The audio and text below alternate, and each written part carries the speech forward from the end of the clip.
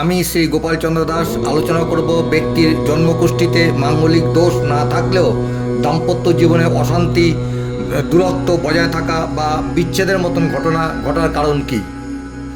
জ্যোতিষশাস্ত্রের জন্মকুণ্ডলিতে সপ্তম স্থান হচ্ছে বিবাহের স্থান। একজন জাতকের কুষ্ঠিতে শুক্র তার স্ত্রীকে নির্দেশ করে এবং একজন জাতিকার কুষ্ঠিতে বৃহস্পতি তার স্বামীকে নির্দেশ করে। কাজেই সপ্তম ভাব বিচারকালে শুক্র এবং শুক্রপেক্ষা সপ্তম ভাব ও ভাবপতির অবস্থা বিচার্য। আজকাল স্বামী স্ত্রী বনিবনার অভাব একটি অতি সাধারণ ঘটনা। ছোটোখাটো কারণ নিয়ে শুরু হয়ে যায় তুমুল অশান্তি। এর পিছনে আরও অনেক কারণ থাকতে পারে। আমি কয়েকটা কারণ এখানে উল্লেখ করব। যেমন দাম্পত্য জীবনে তৃতীয় ব্যক্তির উপস্থিতি, দাম্পত্য জীবনে অর্থ সংকট, শ্বশুর শাশুড়ির সঙ্গে মতের অমিল, নেশাগ্রস্ত হয়ে পড়া, বাপের বাড়ির অনুপ্রবেশ বা একে অপরের প্রতি বিশ্বাস ও সম্মান কমে যাওয়া, অথবা বিবাহ বহির্ভূত সম্পর্কে জড়িয়ে পড়ার মতন ঘটনা। এই সকল কোনো একটি কারণ থেকে অশান্তির সৃষ্টি হতে পারে। এছাড়া আমাদের জানা দরকার কোন কোন গ্রহ বা ভাব দাম্পত্য জীবনে অশান্তি বা বিবাহ বিচ্ছেদ আনতে পারে। যে সকল ব্যক্তির বা জাতক জাতিকার লগ্নে বা সপ্তমে শনি রবি একসঙ্গে থাকে তাদের বিচ্ছেদ হবেই।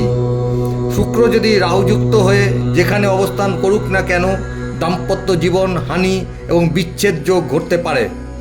শুক্র যদি দ্বিতীয়, ষষ্ঠ, সপ্তম, অষ্টম ও দ্বাদশ ঘরের গ্রহকে নিয়ে যেখানে অবস্থান করুক না কেন দাম্পত্য জীবনের ক্ষেত্রে অশান্তি এবং দূরত্ব বজায় থাকবে।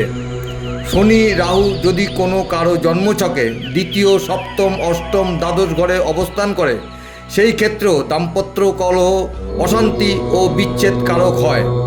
শুক্র কেতু কারো জন্মছকে একত্রে অবস্থান করে সেই ক্ষেত্রে দাম্পত্য জীবনে সুখের হানি ও দূরত্ব বজায় থাকবে। এমনকি শুক্র নিচস্থ হলেও এই ঘটনা ঘটবে।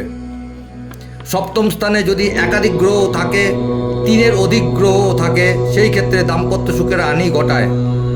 বুধ কেতু কারো জন্মছকে একত্রে অবস্থান করে সেখানে যদি সপ্তমপতি বা শনি দৃষ্টি হয় তাহলে দাম্পত্য সুখের হানি ঘটবে। এই তথ্য ছাড়াও মঙ্গল রাহু, রাহু মঙ্গল, শুক্র চন্দ্র, চন্দ্র শুক্র, শনি রাহু, রাহু শনি, দ্বিতীয়পতি সপ্তমপতি বা সপ্তমপতি দ্বিতীয়পতি দশা অন্তর্দশা চলাকালীন সময়ে দাম্পত্য সুখের হানি ঘটায়, এমনকি বিচ্ছেদ হতে পারে। জন্মছকে বিয়ের ভিতরে সুপ্তভাবে বিবাহ বিচ্ছেদ লুকিয়ে থাকে। আমাদের সাধারণ জীবনে বিবাহ বিচ্ছেদ একটি অভিশাপ। জ্যোতিষ মতে বিবাহ বিচ্ছেদ জন্মছকে বিয়ের আগে বা পরে তৈরি হয় না। বিবাহ বিচ্ছেদ যে হবে জাতক জাতিকা যেদিন জন্মগ্রহণ করেছেন সেদিনই লেখা হয়ে গেছে। আমরা সেটা মানি বা না মানি, জানি বা না জানি, বা বিশ্বাস করি বা না করি, ঘটনা ঘটবেই।